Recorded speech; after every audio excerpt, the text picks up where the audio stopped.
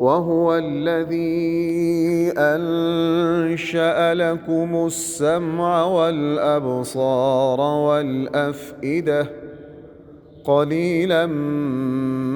ما تشكرون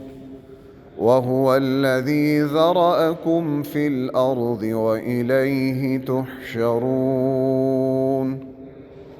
وهو الذي يحيي ويميت وله اختلاف الليل والنهار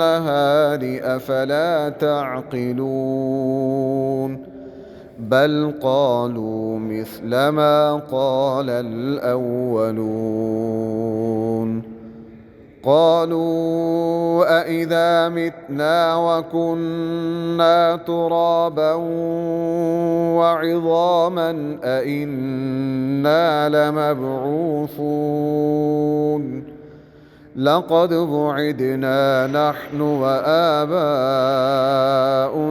هذا من قبل إن هذا إلا أساطير الأولين قل لمن الأرض ومن فيها إن كنتم تعلمون سيقولون لله قل أفلا تذكرون قل من رب السماوات السبع ورب العرش العظيم سيقولون لله قل أفلا تتقون قل من بيده ملكوت كل شيء وهو يجير ولا يجار عليه إن